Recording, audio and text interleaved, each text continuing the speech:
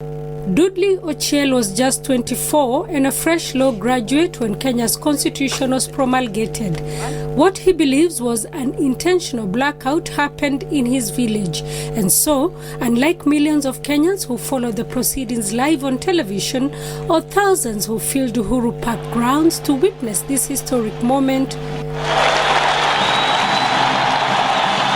Ochieng had to wait to relive the moment during primetime news several hours later. Professor Yashpal Gai was also not at Uhuru Park.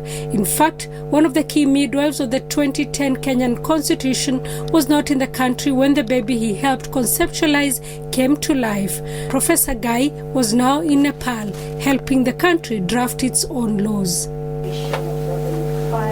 8 years later, that constitution would bring them together here at the Katiba Institute. Katiba, Swahili for Constitution, was born in 2011. So that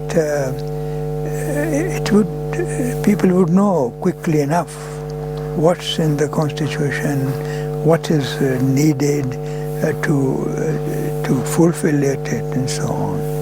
So what we have is they wanted an organization that can be able to use public interest litigation to defend and protect the gains that we've had under the 2010 Constitution. Although the draft document that Professor Gai and his team of commissioners worked on did not make it to a referendum, the Constitution draws heavily on that draft.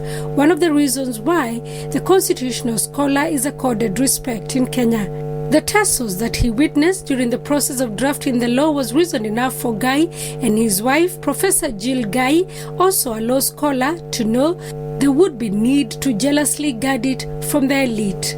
If you look at many of those attempts to amend the Constitution, they were designed to enhance the position of members of Parliament.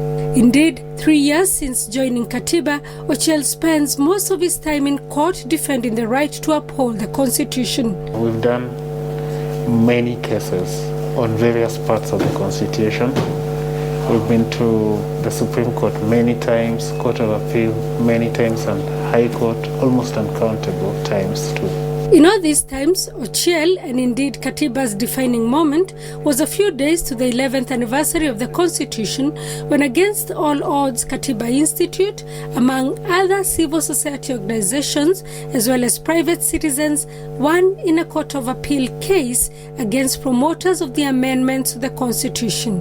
Ochieng remembers burning the midnight oil for days, preparing for both the High Court case, which the organization led in litigation, and the appeal. It must be this BBI case. That's the one. That's the one. We've got so many court victories. There's a time we quashed 127 parastatal appointments because they'd not been competitively made. 127 appointees to parastatals. But it must be the BBI case. That was it. Because in that one, we saw the government come out with guns blazing. Like they hired all the top lawyers in this country, big law firms, all the big names were there, appearing for the government side. And we had some volunteer lawyers appearing for the respondents, the public, Wanjiku.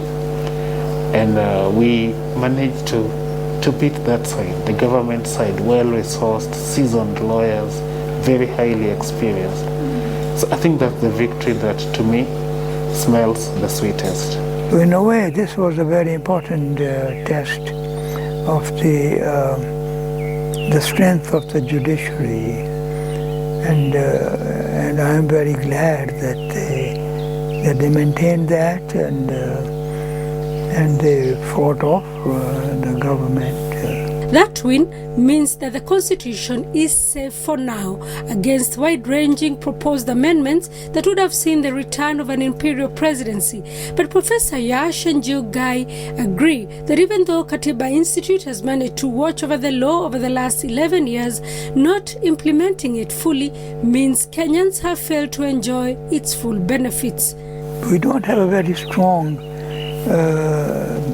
maybe less South Africans have, we don't have that kind of strong public, if that's the way to put it. And people are, they don't like what's going on, but nothing very much is being done. In some ways, the Constitution was forced on the elite by the people. So I think that may come into it. There may be that sort of psychological feeling from their side. We want to make this a bit more ours, especially if it benefits us. For now, though, Ochiel and his colleagues at the Katiba Institute are watching over the law with a mantle from the guy's family in their hands. Their hope is that they can hold on, if only for another decade. Sarah Kimani, SABC News in Nairobi, Kenya.